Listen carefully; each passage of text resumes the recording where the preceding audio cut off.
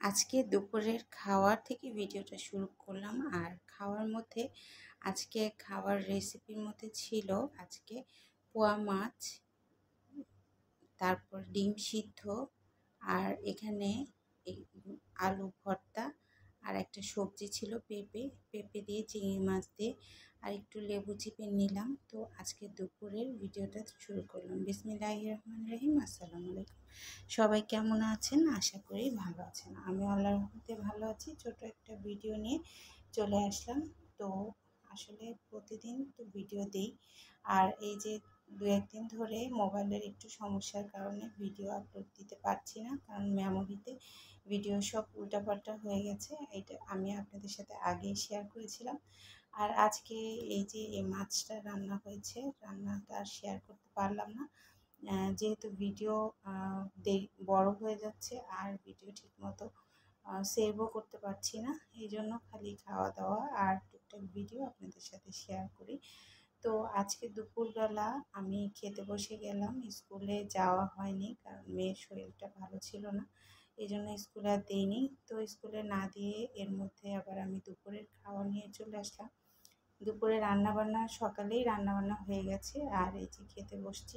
তো ভিডিও আসলে তৈরি করতে হলে আগে থেকে প্রিপারেশান লাগে। আজকে আমি মানে সকালে যেহেতু ভিডিও করতে পারিনি, এই জন্য চিন্তা করেছিলাম আজকে করব না। তারপরে আবার মনে করলাম ছোট করে একটা ভিডিও আপনাদের সাথে শেয়ার করি। তো খাওয়ার সময় ভিডিওটা শুরু করে ফেলেছি, আর এই যে খাওয়া বাড়তে বাড়তে আর ভিডিওটা করে ফেললাম। আর আজকে একটু বাইরে যাব, খাওয়া দাওয়ার পরে একটু মেয়েকে নিয়ে সামান্য একটু অল্প একটু কাজের জন্য যাব। আর এই যে মাছটা কিন্তু অনেক মজা হয়েছে। মাছটা আসলে 2-3 কেজি আনা হয়েছে। 2-3 দিন ধরে এই মাছটা রান্না হয়েছে। তো মাছটার রিলস আমি আপলোড দিয়েছিলাম আপনাদের সাথে। আর এই যে ভর্তা, আর ভর্তার বানানোর রেসিপিটাও দিয়েছিলাম, কিন্তু এই ভর্তাটা আজকেও বানানো হয়েছে। যেহেতু আসলে একটু মুখে ঠান্ডা ঠান্ডা ভাবের কারণে মুখে কোনো রুচি নেই, এজন্য আবার ভর্তাটা রেগুলার খাওয়ারই চেষ্টা করছি একটু সরিষার তেল দিয়ে। আর এই যে খাওয়া দাওয়া শেষ করে বের হয়ে গেলাম কিছু ডেকোরেশনের জিনিসপত্র কিনতে মানে দেখতে। আর কিনা হলো না, কারণ আছে, এই যে কারণটাও বলবো। কারণ জোহরের টাইমে বের হয়েছি, আর লোকটা ছিল না দোকানের, যে লোকটা সেল করবে। তো লোকটাকে না পাওয়াতে আমরা দেখেই চলে আসছি, আর সিলেক্ট করে আসছি কিছু জিনিস, সেগুলো পরবর্তীতে নেব। আর এই যে ফুলগুলো কিন্তু অনেক সুন্দর, আর অনেক দাম, সব কিছু জিনিসেরই অনেক দাম। 450 থেকে শুরু, 450, 500 এরকম দাম সব কিছুরই। আর যে ঝুলানো ফুল পাতাগুলো, এগুলো 100 টাকা করে পিস। আর যেগুলো একটু বড় সাইজ, ওগুলো তো আরও বেশি, 1000 খানেকের মতো। আর এইটা ছোট ছোট, এগুলো কিন্তু 120 বা 100, 150 এরকম। আর এই যে স্ট্যান্ডগুলোও কিন্তু অনেক সুন্দর, স্ট্যান্ডগুলোও ভালোই দাম, 400-500 টাকার মতো। আর এই ফুলটা 450 বলেছিল। তো সব কিছুই কিন্তু উত্তরাতে অনেক দাম। আর এই যে এগুলো দেখে আমি একটু টেলারে যাবো দেখে রিক্সা নিলাম।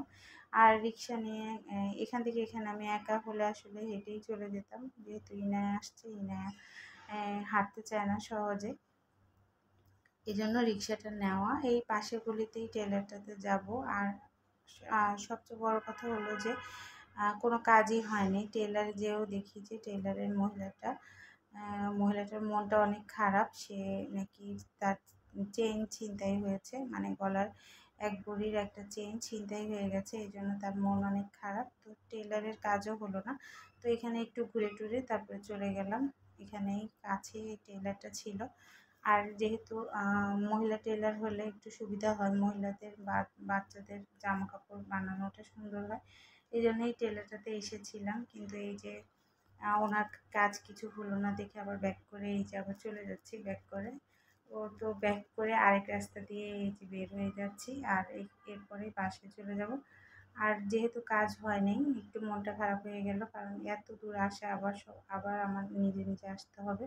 তো আমি চিন্তা করলাম একটু দেরি করেই আসবো, যেহেতু মহিলার একটু মানসিকভাবে মন টন খারাপ। তো চিন্তা করলাম যে থাক, তাহলে ওনাকেই বলে আসছি যে আপনি আস্তে ধীরে করেন, একটু পরেই নিব তাহলে।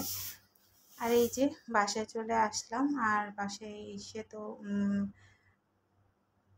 আজকের অর্ধেক দিনই চলে গেল, সকালের থেকে শুরু করতে পারিনি, দেখে অনেক দুঃখিত। আপনাদের সকালের ভিডিওগুলো শেয়ার করতে পারিনি। আর এই যে একটু পেয়ারা কেটে নিচ্ছি, তো আসলে বিভিন্ন স্টাইলে দেখতে দেখতে এখন এই পেয়ারা কিন্তু এভাবেই কাটি।